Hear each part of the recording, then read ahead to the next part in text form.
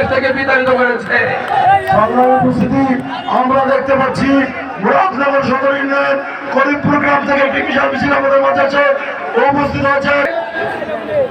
মহান আল্লাহর কাছে শুকরিয়া জ্ঞাপন করছি, সকল ষড়যন্ত্রের জাল উৎখাত করে মহান রব্বুল আলামিন সর্বোত্তম ফয়সালাকারী আজকে মহামান্য হাইকোর্ট ওই ক্যাঙ্গারুকুটের বিচারপতিদের রায় খালাস করে দিয়ে আমাদের প্রিয় নেতাকে মুরাদনগরের মাটিতে আসার সুযোগ করে দিয়েছেন।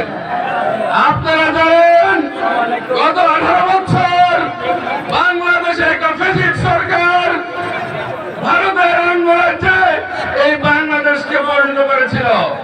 বাংলাদেশের মানুষ তাদের সার্বভৌমত্ব রক্ষা করতে গিয়ে বুকের তাজা রক্তে রাজপথ রঞ্জিত করেছে। শুধু তাই নয়, গত 18 বছর আমরা আন্দোলন করেছি, আমাদের প্রিয় নেত্রীকে তারা জেলখানায় পুঁতে রেখেছিল। আবশ্যিক নেত্রী বলেছিল বাংলাদেশে ভোটাধিকার ফিরে আনার জন্য আমি আমার মৃত্যু পর্যন্ত প্রস্তুত আছি। সেই উপলক্ষে আজকে জাতীয়তাবাদী শক্তি যখন আন্দোলন সংগ্রাম চালিয়েছে, তখন এই বাংলার দালাল ছেলেরা রাজপথে ঢুকে আন্দোলন করতে গিয়ে আজকে বুকের তাজা রক্ত দিয়ে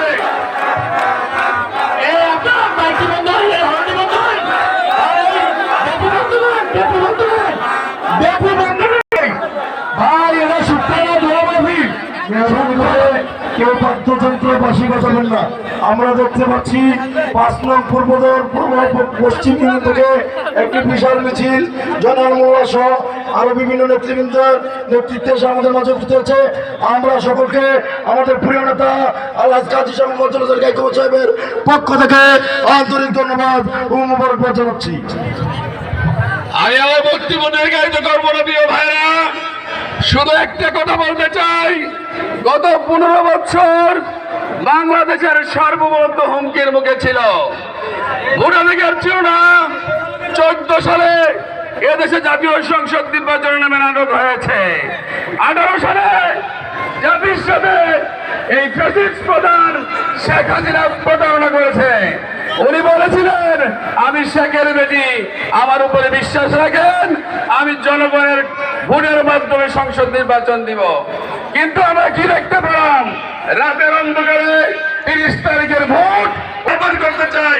আপনারা এই জাতিকে একটা সুষ্ঠু নির্বাচন দেন, মানুষ ভোটাধিকার ভোট প্রয়োগ করুন, একটা ভোটাধিকার ভোটের মাধ্যমে একটা সংসদ নির্বাচন হোক, সে আশা ব্যক্ত করে আমার প্রিয় নেতাকে মুরাদনগরের মাটিতে মুবারকবাদ ধন্যবাদ জানিয়ে মুরাদনগরের মাটির মানুষ আলহাজ কাজী সাহেব মহোদয়ের